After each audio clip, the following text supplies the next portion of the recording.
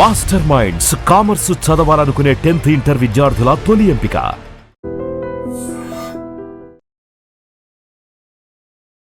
నమస్తే, welcome to I dream talking point with కవిత.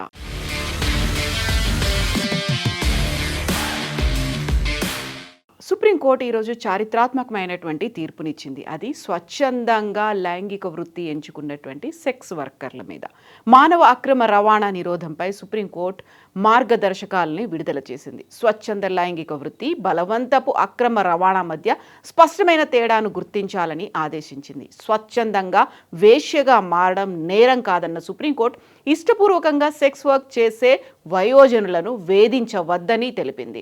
దేశంలో మానవ అక్రమ రవాణా అంటే హ్యూమన్ ట్రాఫికింగ్ను అరికట్టడంతో పాటు సెక్స్ వర్కర్ల హక్కులను కాపాడేందుకు సుప్రీంకోర్టు చారిత్రాత్మకమైనటువంటి మార్గదర్శకాలను జారీ చేసింది.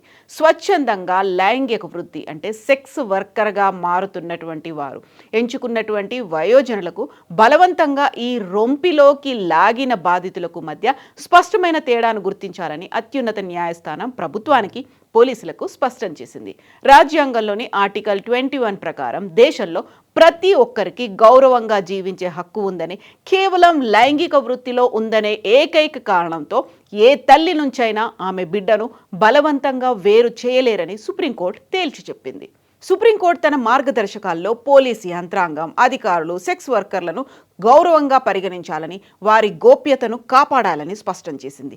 ఏ రకమైన రెస్క్యూ ఆపరేషన్లోనూ వారి గుర్తింపును బహిర్గతం చేయకూడదని, మీడియాకు లీక్ చేయకూడదని ఆదేశించింది. అలా చేస్తే ఆ చర్యలను మానవ హక్కుల ఉల్లంఘనగా పరిగణిస్తామని సుప్రీంకోర్టు హెచ్చరించింది.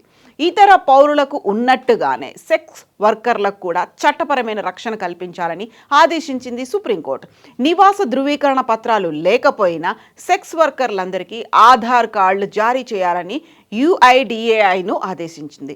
సరైన గుర్తింపు పత్రాలు లేని కారణంగా సంక్షేమ పథకాలకు వారు దూరం కాకూడదని వ్యాఖ్యానించింది.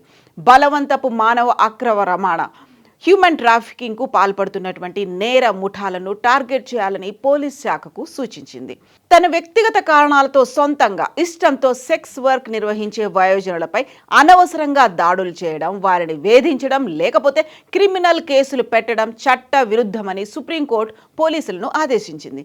రెస్క్యూ ఆపరేషన్ లేకపోతే దాడులు నిర్వహించే సమయంలో సెక్స్ వర్కర్ల ఫోటోలు, వీడియోలు ప్రసారం చేయడం లేకుంటే వారి గుర్తింపును వెల్లడించడంపై తీవ్రమైనటువంటి నేరమని మీడియాకు కూడా హెచ్చరికలు జారీ చేసింది.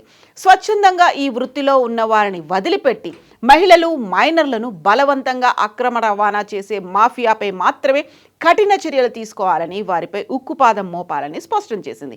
ఈ మార్గదర్శకాలు దేశవ్యాప్తంగా అమలు చేయాలని రాష్ట్ర ప్రభుత్వాలు, పోలీస్ శాఖలకు సూచించింది. ఇది సెక్స్ వర్కర్ల సమస్యలను మానవీయ కోణంలో పరిష్కరించడంలో ఒక ముఖ్యమైన అడుగుగా భావిస్తున్నారు.